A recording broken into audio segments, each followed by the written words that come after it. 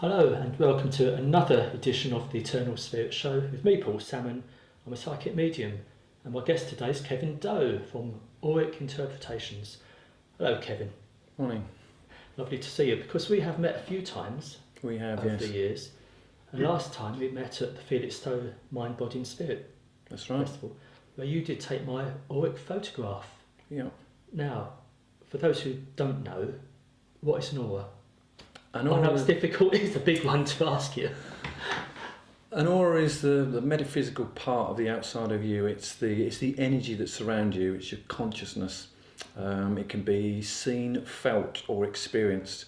And a typical example is that you're standing in a room, someone walks behind you, you haven't heard, but you turn around. Why do you turn around? Because your aura sensing is telling you that there's someone there. That might be like, dislike, love at first sight. Yeah. Oh, right. So we may have all felt this in our lives, but maybe a lot of us just don't know Very much so. maybe the scientific approach of what it is. You see, I can actually feel auras, Yeah. but I can't see them in real life. But I believe people can, can't they?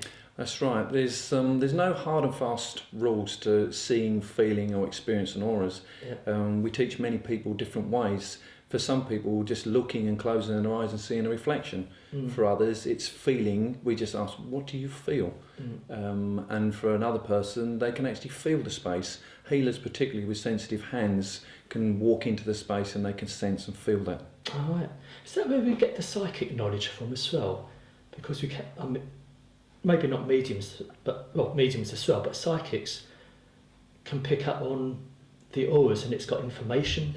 Very much in so. them as well. Very much so. So there's a lot going on, Kevin. We tend to not go with our feelings this day and age, and what we quite often find is that people that feel their way will express and understand aura information very, very easily. For those that are in the left brain and in the educational brain, they tend not to pick it up, so we have to teach them basically to let go and just to feel with the heart and to be expressive more. You're actually from Aura Interpretations, your website. I said Auric at first. So you interpret auras and you do it with a camera, That's which correct. is, like I said, you took my photograph in Felixstowe. Yeah. But before we show the photograph and talk about the camera, how did you get into this? Many years ago, or over the years, I've had many spiritual psychic experiences. I can never really put my finger on them. It just happened. And about 9-10 years ago, I went to a Mind, Body and Soul show, and I see one of these cameras. I thought, I don't know, I felt led. I had to go and have a reading. I had it done. It should have been a 15-minute reading. An hour later, we were still talking, and the lady said to me at the time, she said, "You'll be doing this for me in a year's time." At that time, I thought it was that no way, no how. I didn't have the confidence to speak openly. It was unbelievable to me, rightfully enough. In a year's time, I was doing it. So you're speaking more and it sort of changed your life then? Very much so. It's led me into many different paths. Yeah. A path of self-discovery as well as the freedom to explore many different areas of life and going beyond what I suppose the educational system tells us doesn't exist, and yet we know it does. Let's have a look at my photograph you took and maybe explain, give me a little brief interpretation of the photograph you took of me. Okay, that's fine. Right, so Kevin, we've got my photograph here, which you took of me, with a little information chart. Maybe you could interpret my aura. I must admit, I was thinking of Christ at the time, thinking I might get a pure light surrounded with pure light, but I didn't. I got red. And, There's many different ways of reading an aura. There's so much information, depth of colour, where the colour is, how big the aura is the colour bright, is it rich, where is the depth, what's below it. There was so much. What I would say from your aura straight away is that we're in the fields of red, and we've got two distinctive areas within your aura. Straight away I'm drawn to the fact that we have a murky part around your head, which would suggest that you're very, very active at that time. You're busy, you're thinking, you're creative. On the opposite side, we have a very bright aura. Again, we're still in the red phases, but it would indicate to me that you're very much an entrepreneur. That I try to be, Kevin. Trying is the word. You're very good. You think on your feet. Yeah. You're spontaneous. You cut through where others would give up. Right. You have a very strong sense of self and what you want, what your desires are. The another side of red is that it's the creative passion. It's the strength. Every colour, every energy has a positive and a negative. But depending where you are at that time, if you was at the beginning of a project, or as I see you on that day, you were very active, you were busy. So this is very much an active guy, thinking on his feet, spontaneous, a real survivor. So always do change. So later in the day, if I thought different, the colour would change maybe? They change. Colours layer. The way I read colours is I see the top colour and I see what's underneath them as well. But usually what we find is that people have a predisposed colour that they come into with their lifetime. That changes off and on. With some people it's distinct, with others, if we've done a story with people over 2 years, 6 months, and you see that maybe in the first 3 or 4 photographs, they usually stay the same. But if they're in a process of development, the whole thing is cathartic. People go away with their photographs, they sit, they take on board. We may give them something that they might not like to take on board at that time, but actually sitting in their own private space, they can actually own that. And if it's something that is a personal thing that's gone on, it's really deep, it's quite difficult for someone to give that to you, a stranger, and for you to work with that straight away. So were you trained in interpretations, or is it a natural gift as well? I was never trained to do this, but I am a trained psychotherapist counsellor. Oh, right. So the two go hand in hand very well. Yeah. So if I've worked with someone that obviously has some really difficult things to process, actually having the skills to know how to support that person after the reading has gone on, and to point them in the right direction so they get the right help and support. There must be a lot of self-satisfaction then with what you do, your work. I've been asked that question many times, and to me it's like being a kid around a Christmas tree. To see, to meet people the first time and actually think, what will their aura be? What I'm seeing is not always what they think they're displaying.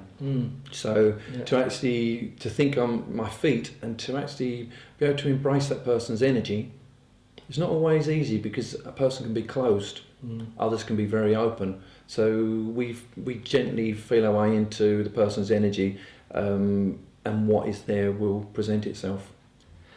So Kevin, let's talk a little about this camera of yours. Now, it doesn't look the average type camera to me. It looks rather just like a box, which it is. But how does it work? It's quite a complex system. We have here a biofeedback plate, of which we have 2. How the system works is it picks up bioresonance, the electromagnetic frequencies of the body, and what it does, it takes the information into the camera. The front part of the camera, the white box that we see sitting beside me, is a computer with light emitting diodes. On the back of it we have an industrial Polaroid camera. What happens is the information is fed into the camera, and it resonates with the colours and the colour frequency responses of our emotions. Max Lucia was a guy that you can do colour test online. He was a colour psychologist, and he set the colours down many years ago. The camera takes a photograph, drops a mirror down, and then while the plate is still malleable, it projects the colours onto the photograph. So there's 2 ways that this camera works. One, it's picking up the electromagnetic energy of the body, and 2, it's taking the photograph of the person to place them in the shot. So my understanding to date is that you can't really use a camera singly on its own to take all the information, the colour information. Right. You can use a standard camera to capture the aura, which you can see on my website quite clearly, but to actually get the colour information, that's a process that needs a dual setup. And don't come cheap either. I won't ask you how much they are. Certainly don't. But it's a valuable bit of equipment. I remember when you took my photograph, I had to put a hand on each of those magnetic plates, didn't I? Yeah. Excellent. And I believe you do workshops and you take this camera to different places and give talks. We do healing groups, spiritualist churches. The sky's the limit to what we do, because the system, not only this system but the new system now is live aura. And what we're able to do is to demonstrate what we perceive with the technology to be the act of healing. Right. So there's a vast learning curve with this now. Energy, everything has an energetic signature, whether that's from a crystal, a piece of fruit, a live plant. There was an old experiment that was done years ago where they cut, it's called the phantom leaf effect, and they photographed a leaf with the early Curlian photography, and then they cut a piece off the leaf and photographed it again. Surprise, surprise, the part that was cut off still existed in the electromagnetic field of that leaf. Right. But I believe there's a new way of filming auras. There is. You'll have to tell me about this because I know nothing about this whatsoever. It's software orientated, right, in as much as it takes the information from the blue plates, the biofeedback plates, and it places it into a software system. But what it does, it gives us many possibilities. We can project this up onto a live stage, which we've done in live shows. It gives us the ability to demonstrate light, frequencies, which are magnetic resonance. Light split from the sun is both sound and light. So instead of taking one photograph, is it like a video film? That's right. It works at 16 frames per second. Our average camera works at 24 frames per second. Right. So it's very close to a modern video, but just slightly more jerky than that. The difference is that there's a vast amount of information going in via the camera, via the feedback plates. So I could be sitting here moving, if you like, and it could be photographing me. And would I see the colours change a bit? Very much so. You see lots of changes going on. Really? There's lots of links on the website which you'll be able to see demonstrations of that. Well, give that a mention.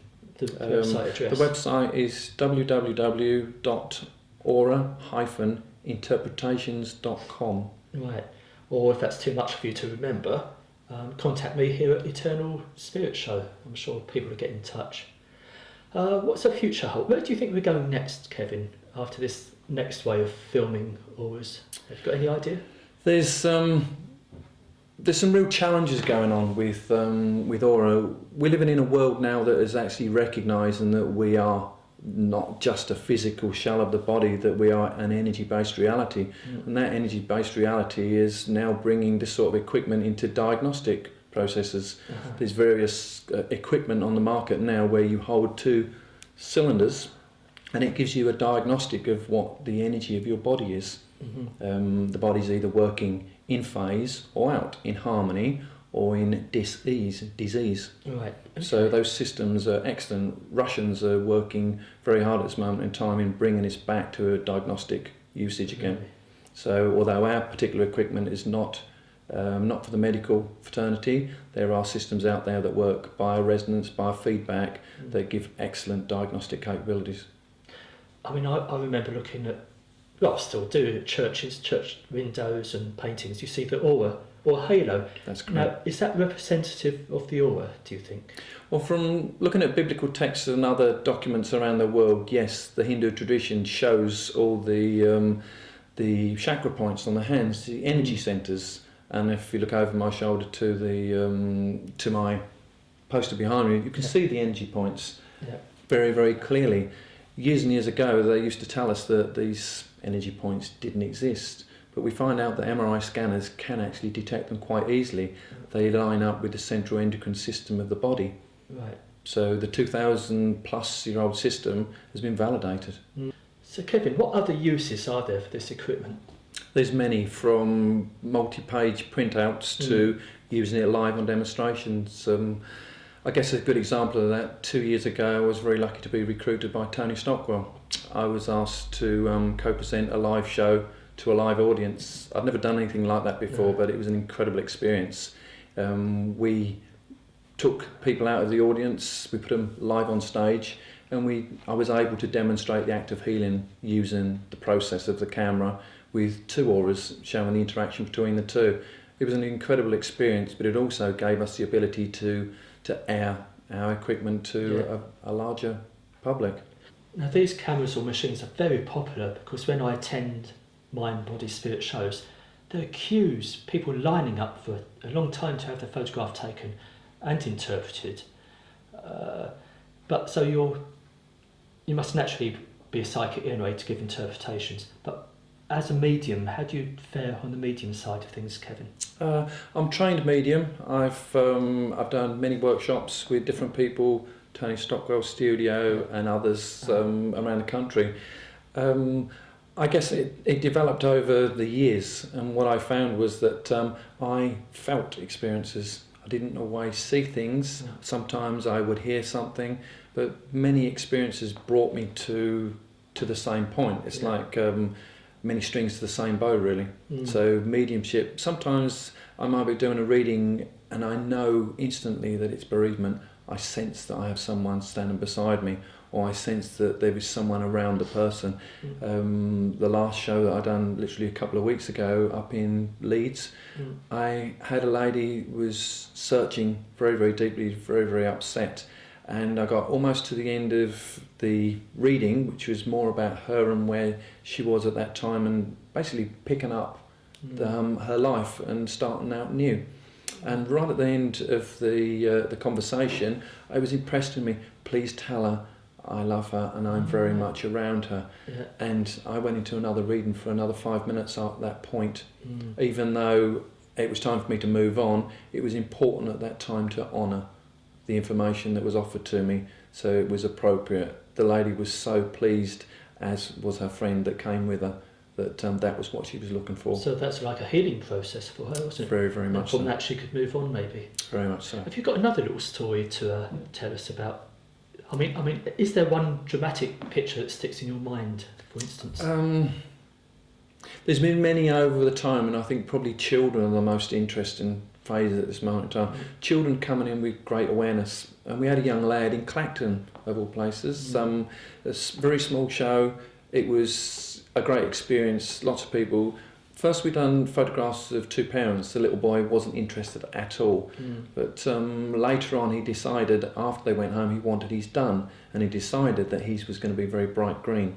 His parents said, "Well, we can't really afford it." So this little lad, which I believe was Billy at the time, he said, I want it done, and they felt maybe they should. So rightfully enough, we put him on the system. His hands were big enough to take the photograph, and rightfully enough, he was green. But he then went on to tell us many things about his parents and the grandparent that was no longer with them.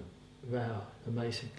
So yes, his ability was far beyond what his parents had perceived, but the benefit was that in the past, he used to get up in the middle of the night and he'd be sitting praying on the bottom of his bed. Good grief. And they didn't understand what he was doing. From having the aura photograph done, they could see that when he gave them something, there was a greater element of truth about it than they had perceived previously. So he was a very psychic little lad. And others the same. I guess the most obvious one is a couple of weeks ago, again, same show. A guy and his girlfriend came and had their photograph done. For whatever reason, we couldn't do both of them. It was at the end of the show, doors were closing, etc. So I said to him, if you come back tomorrow, bring your photograph with you. I'll do your reading in the morning. He came back in the morning. Unfortunately, he'd forgot his photograph. So it was like, okay, what am I going to do with this? I sent him away. I said, come back in about 10 minutes. Let me think about this for a few moments. So I just chilled out for a few moments and meditated on it, and I thought, psychometry, set of keys. So I asked him back, he came onto the stand, and I asked him, I said, if you've got a set of keys or something personal, I'd like to hold it and I'll do your reading that way. So he said, is that possible? So I said, well, it's the first time I've done it for a long, long time, but I'll give it a try if you're willing. We sat. I gave him some incredible stuff that the guy's face, he almost fell off his chair. You know, he was amazed, and so was I, to be quite honest, because I hadn't trusted myself to use that method of working. Psychometry is an excellent tool, and it's another string to the bow. Right, Kevin, outside of all this holistic cameras and what you're about, have you got time for hobbies or anything else? I certainly have. I love to walk. Lake District is a place I love. It's very close to my heart. I have dogs. I spend a lot of time walking with them. But I'm also into anything and everything that's outside of the norm. You know, my life has been full of experiences, and they seem to be coming to a focus point. Where do you think you're headed? I don't know, to be quite honest, because I could have never perceived where I am at this point now. Yeah. But I've just started doing film extra. It's something that my daughter put me in touch with, and I thought I'll give this a go. So that's turned up some very, very interesting projects. Right, that's a whole nother show then, maybe. That's a whole nother show. Kevin, thanks for being my guest today. It's been enlightening learning about your equipment and the auras. And thanks for watching. Goodbye and God bless. Thank you.